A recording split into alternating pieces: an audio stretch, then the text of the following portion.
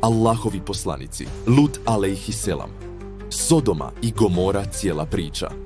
Tokom zajedničke seobe Ibrahima alejhiselam i njegovog nečaka Luta u Palestinu, Allah subhanehu ve teala odabrao je Luta za poslanika i povjerio mu misiju da ode u grad Sodomu na granici Jordana i Palestine. Zadaća mu je bila da pozove narod tog grada, koji je bio ogrezao u grijehu i nemoralu, da se vrate iskrenom vjerovanju i obožavanju Allaha. Sodoma je bila uspješan i prometan grad, koji su često posjećivali trgovci, putnici i razni poslovni ljudi radi razmjene dobara. Međutim, ispod tog prividnog prosperiteta skrivala se mračna istina. Sodoma je bila najpokvareniji grad toga vremena, s najvećim stepenom zločina i nemorala. Putnici koji bi prolazili kroz nju često su bivali presretani i opljačkani. Ali najzloglasniji čin zla koji je ova pokvarena nacija počinila bila je homoseksualnost. Homoseksualnost je u svijet uvedena od strane naroda Luta alejhiselam. Prije njih niko u historiji čovječanstva nije poznavao niti prakticirao ovaj grijeh.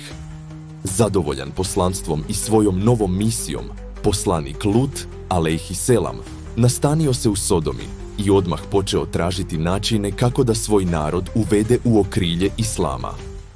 Dobro je znao da je njegov narod bio najpokvareniji narod toga vremena, ali je imao čvrstu vjeru u Allaha. Ubrzo se poslanik Lut alejhiselam obratio ljudima svoga grada i podsjetio ih na njihovog gospodara. Zar se ne bojite Allaha i nećete li ga poslušati? Ja sam vam doista poslanik pouzdan. Zato se Allaha bojte, dužnost prema njemu izvršavajte i mene poslušajte. Ljudi su, zbunjeni njegovim riječima, počeli raspravljati među sobom. Ovaj čovjek je došao u naš grad i sada nam govori da prestanemo s onim što činimo.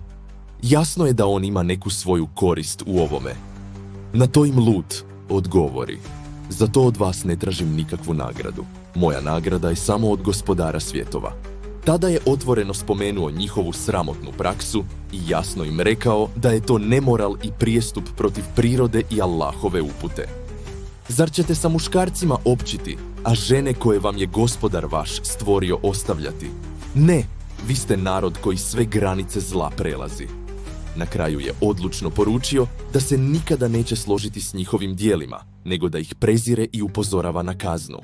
Ja, doista, s velikim gnjevom i odvratnošću ne odobravam vaše postupke. Poslanik Lut, alejhisalamu, bio je duboko rastužen. Nakon godina i godina neumornog pozivanja, truda i strpljenja, niko od njegovog naroda nije prihvatio islam. On im se obratio, ukoravajući ih riječima Allaha: vi radite razvrat kakav prije vas niko na svijetu nije radio. Zar vi sa muškarcima općite i na drumovima presrećete i na vašim skupovima sramne radnje činite? Iako su znali da čine zlo, nastavili su ismijavati njegovu poruku, pa su mu drsko rekli: daj nam Allahovu kaznu, ako istinu govoriš. Tako je u cijelom gradu samo jedno domaćinstvo slavilo Allaha, subhanahu wa ta'ala, kuća poslanika Luta, alejhisalamu. Dok su on i njegove kćeri ostali postojani u vjeri, njegova žena je izabrala nevjerstvo i pridružila se zlu svoga naroda. Osjetivši nemoć, poslanik Lut, alejhisalamu, je podigao ruke i zavapio: gospodaru moj, pomozi mi protiv naroda pokvarenjaka. U međuvremenu, Allah je poslao 3 meleka, među njima i Džibrila, u liku mladića, kao goste u kuću Ibrahima. Ibrahim, ne prepoznavši meleke, priredio im je bogatu gozbu. Međutim, njegovi gosti odbiše ponuđeno jelo. Poslanik Ibrahim, alejhisalamu, postao je uplašen i upitao: ko ste vi? Međutim, meleci mu odgovoriše: ne boj se, mi smo meleci Allaha. Poslani smo ljudima Luta, a također smo došli da ti prenesemo radosnu vijest o sinu koji će biti obdaren velikim znanjem i mudrošću. Ibrahim alejselam odmah je osjetio zabrinutost zbog blizine Allahove kazne nad narod Sodome. Pomislio je na svog nečaka, Luta alejselam, i upitao meleke: zar je Lut unutra? Meleci mu rekoše: mi bolje znamo ko se unutra nalazi. Zatim ga umireše i uvjeriše da će Lut a.s. biti spašen od predstojeće kazne. Meleci su zatim nastavili svoje putovanje prema Sodomi, pojavivši se u obliku lijepih mladića. Kada su ušli u grad, kći poslanika Luta, alejhi lissalamu, koja je bila među rijetkim vjernicima, ugledala ih je. Uplašena zbog njihove ljepote i znajući pokvarenost svoga naroda, otrčala je uspaničeno svome ocu i obavijestila ga o trojici stranaca. Poslanik Lut, alejhi lissalamu, odmah je izašao u susret tim ljudima. Dočekao ih je s najvećim poštovanjem i gostoprimstvom, ali je duboko u sebi osjećao težak strah. On je bolje od ikoga znao za izopačenost svoga naroda i strašnu sudbinu koja je prijetila svakom strancu koji bi kročio u Sodomu. Iz brige i suosjećanja, poslanik Lut je ljubazno pokušao nagovoriti goste da napuste grad kako bi bili sigurni, nadajući se da će ih tako zaštititi od grešnika koji su vrebali po ulicama.